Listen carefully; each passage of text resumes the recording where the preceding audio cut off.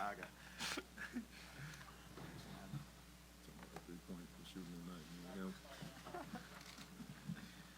Joe Varden, Cleveland.com. LeBron, there's a broader point to this, but have you seen a double team in this series, or have you seen many in the playoffs this year?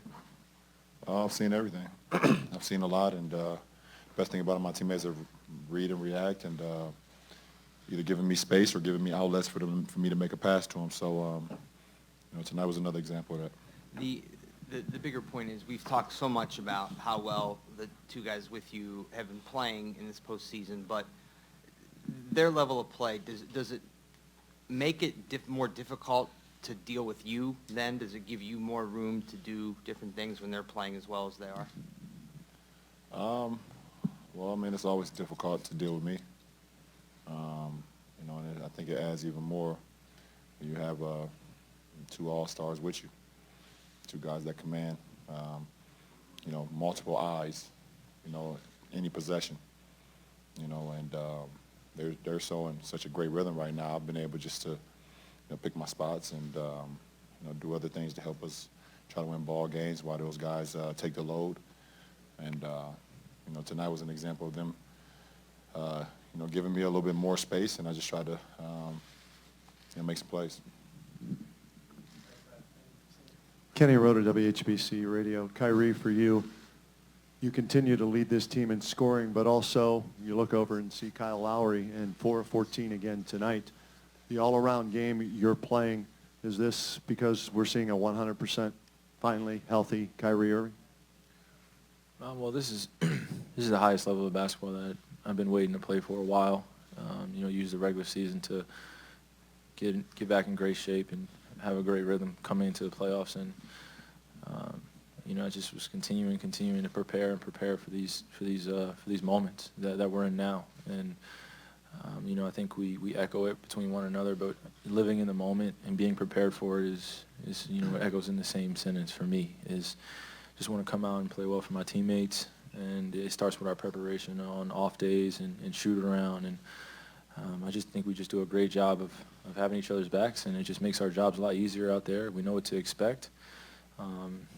But this is high-intensity basketball that we've all been waiting for, and all to be healthy at the same time and doing whatever it takes to win. This is what we want to be a part of and what we've been waiting for. So we missed out on our chance last year, and I think that we're relishing in the moment, and we just want to continue that going forward. Dave McMenamin, ESPN. LeBron, you guys are 10-0 in the playoffs, but the regular season ended April 13th. Today's May 20th. It's a lot of time over the course of those games. Does it feel like a streak because of the nature of the time that's been passed? And if it's not a streak, then what does it take to really sustain that level because of the length in between series? I don't think it feels like a streak. I think it feels like, we won one game. We won the next game, and how do we prepare and be better the following game? We've taken one step at a time. We haven't overlooked any steps along this process thus far, and I think that's part of the reason why we're in this position today.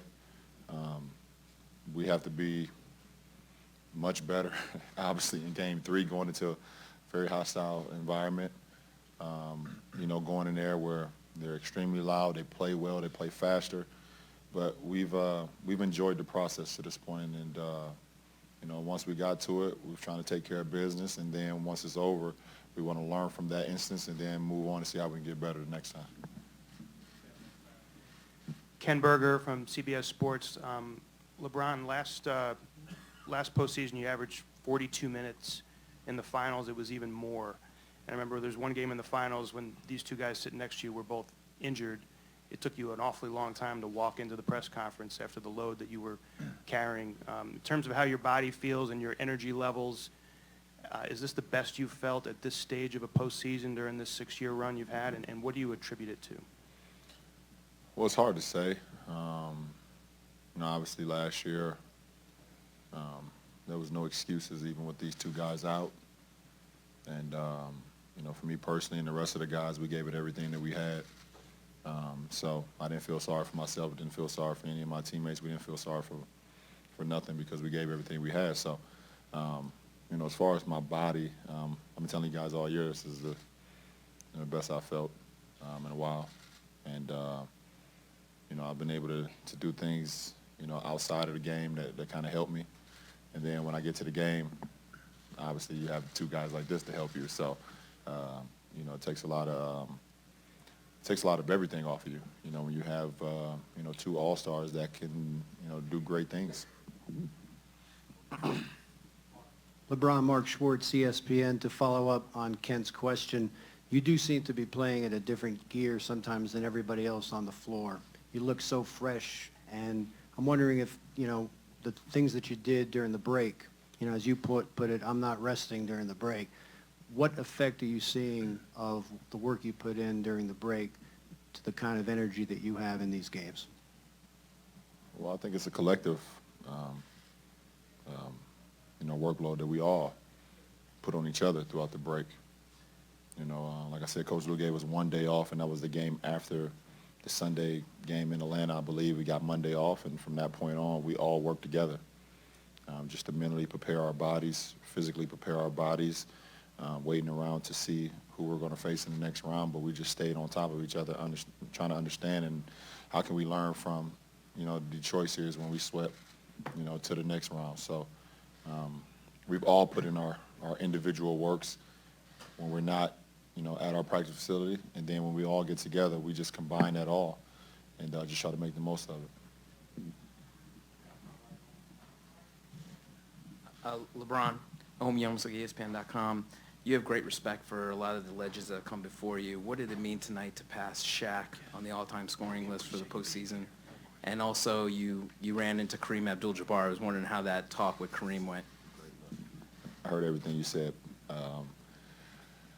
First of all, for me, being in a position where it just always takes me back to my childhood and watching so many of the greats play the game of basketball and saying that I wish I could be a part of that, or at times saying there's no way I can be a part of such a great league. There's no way. Just the statistics doesn't look right for me as an African-American kid growing up in inner city. So, I played both sides of the fences as a kid growing up. And to be in this position today where, I see my name linked to a lot of the greats that played this game and paved the way for myself and Kyrie and Kev, it means a lot. It's very humbling. It's an opportunity for my family to be proud, for my fans to be proud. So it's a lot of respect with that. I was actually, to your second question, was jogging into the locker room like we usually do off the floor, and obviously I saw a legend outside of our locker room, and I slowed my pace up drastically just to embrace a legend being in our building, watching us play, but what he did for the game, the championship runs that he had with the Showtime Lakers, and him being an all-time leading scorer in NBA history, and so on and so on and so on. So it's just respect. When you see a guy like that, you put him in the class with Jim Brown and Muhammad Ali and Oscar Robertson, Kareem Abdul-Jabbar, those guys all laying that same thing, Bill Russell. So it was a pretty cool moment.